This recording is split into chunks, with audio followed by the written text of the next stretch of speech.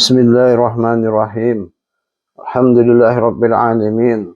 Wassalatu wassalamu ala Rasulillah sayyidil mursalin nabiyina Muhammadin wa ala alihi washabihi ajma'in.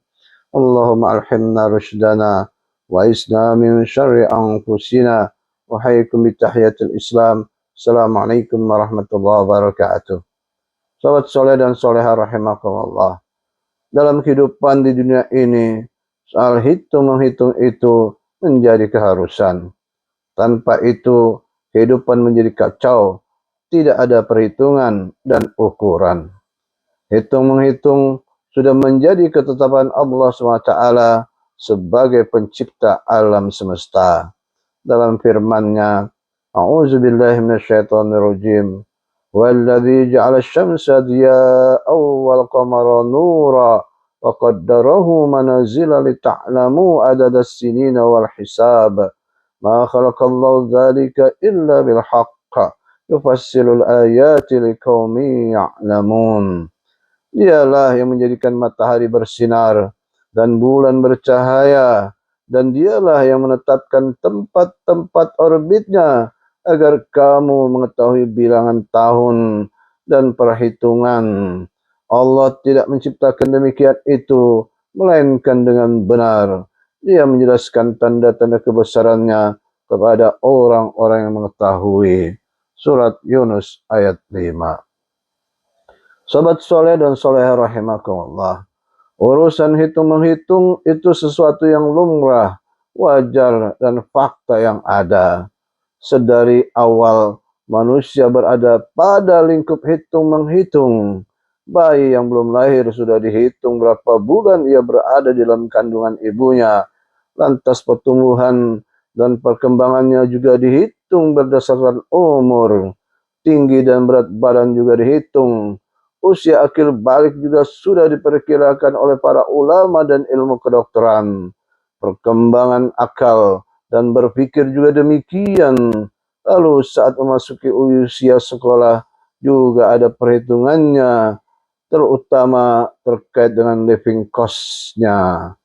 Dalam kehidupannya, manusia tidak bisa lepas dari soal hitung-menghitung. Demikian juga dalam syariat. Perhitungan awal dan akhir bulan Hijriah itu mesti dilakukan. Hal ini untuk menentukan waktu-waktu sholat, puasa, dan lain sebagainya. Sobat soleh dan soleha rahimakumullah. Dari itu semua, maka yang paling patut kita hitung adalah rasio umur dengan amal soleh. Mana yang lebih berat timbangannya? Umur panjang amal buruk, atau umur panjang amal bagus, atau umur pendek amal buruk, dan umur pendek amal bagus. Firman Allah Ta'ala, A'udzubillahi minasyaitonirrajim. Wal waznu yawma idzinil haqqu faman saqulat mawazinuhu faulaika humul muflihun. Wa man khaffat mawazinuhu faulaika alladzina khasiru anfusahum bima kanu biayatina yazlimun. Timbangan pada hari itu yang menjadi ukurannya adalah kebenaran. Maka barang siapa berat timbangan kebaikannya, mereka itulah orang-orang yang beruntung. Dan barang siapa ringan timbangan kebaikannya, maka mereka itulah orang-orang yang telah merugikan dirinya sendiri. Mereka mengingkari ayat-ayat kami. Surat Al-A'raf ayat 8 dan 9. Sobat soleh dan soleha rahimakumullah. Dalam kehidupan sehari-hari, banyak di antara manusia yang lalai dalam masalah menghitung dirinya. Padahal perjalanan hidupnya menghabiskan umurnya. Semakin panjang perjalanan, semakin bertambah usia, semakin berkurang umurnya. Para generasi salaf dari para sahabat dan tabi'in serta tabi'in adalah generasi yang sholihin. Mereka memandang umur sebagai sesuatu yang bukan hanya sekedar karunia atau anugerah, namun juga satu tanggung jawab besar. Ibnu Abbas radhiyallahu anhu berkata, batas usia seorang di mana Allah telah cukup memberinya kesempatan untuk sadar dan berpikir adalah 40 tahun. dan Allah tidak lagi memberinya kesempatan untuk beralasan dan menyesali perbuatannya adalah di usia 60 tahun. Abu Qatadah radhiyallahu anhu berkata, ketahuilah bahwa panjang umur sesungguhnya adalah beban dan tanggung jawab. Maka kami berlindung kepada Allah dari segala tindakan aib selama umur kami. Rasulullah SAW pun pernah mengabarkan usia kebanyakan umatnya yang berkisar antara 60 dan 70 tahun saja. Dari Abu Hurairah radhiyallahu anhu, ia berkata, Rasulullah SAW bersabda, "A'maru ummati ma baina sittina ila sab'in wa aqallahum min yajuzu dzalika." Usia umatku itu antara 60 sampai 70 tahun. Jarang sekali di antara mereka melewati umur tersebut. Hadis riwayat At-Tirmidzi. Sahabat soleh dan soleha rahimakumullah. Manusia hidup di dunia ini tiada kekal dan abadi. Seiring perjalanan waktu, bertambah usia, semakin tua dan lemah. Semua kekuatan dan kejayaannya di masa muda akhirnya sirna. Pada titik ini, apakah yang diharapkannya? Kembali pada masa muda, ya tidak mungkin. Atau mengembalikan lagi masa kejayaannya, ya juga tidak mungkin.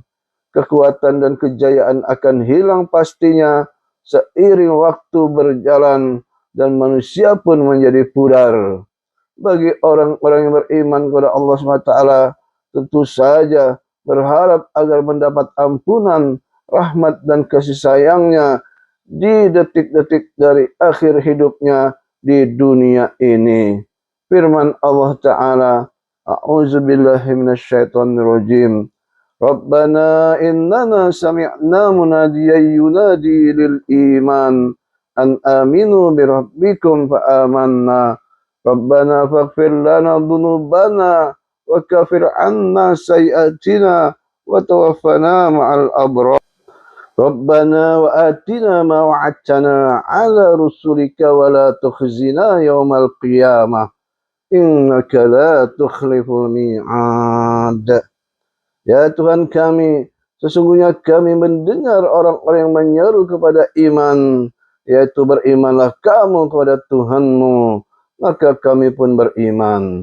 Ya Rabb kami, ampunilah dosa-dosa kami, dan hapuskanlah kesalahan-kesalahan kami, dan matikanlah kami bersama orang-orang yang berbakti. Ya Rabb kami, berilah kami apa yang telah Engkau janjikan kepada kami melalui Rasul-Rasul-Mu, dan janganlah Engkau hinakan kami pada hari kiamat. Sungguh Engkau tidak pernah mengingkari janji. Ali Imran ayat 193 dan 194. Sahabat soleh dan soleha rahimakumullah.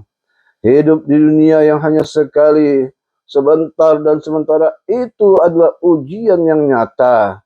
Namun di sisi ini ada kenikmatan yang manis dan menyenangkan pandangan mata.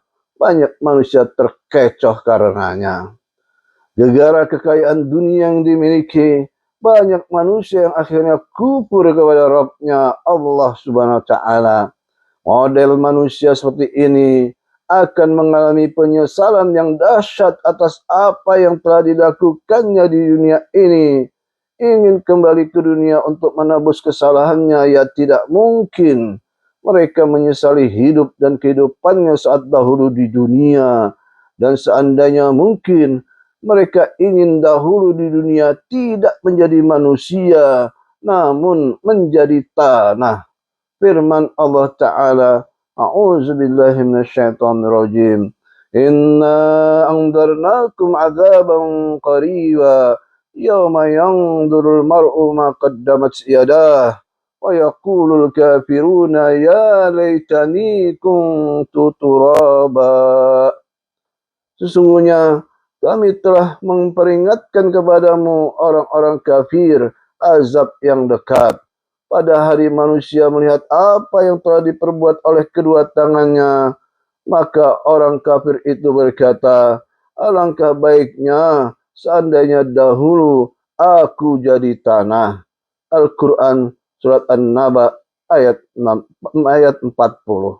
Sobat soleh dan soleha rahimakumullah. Sampai di sini dahulu.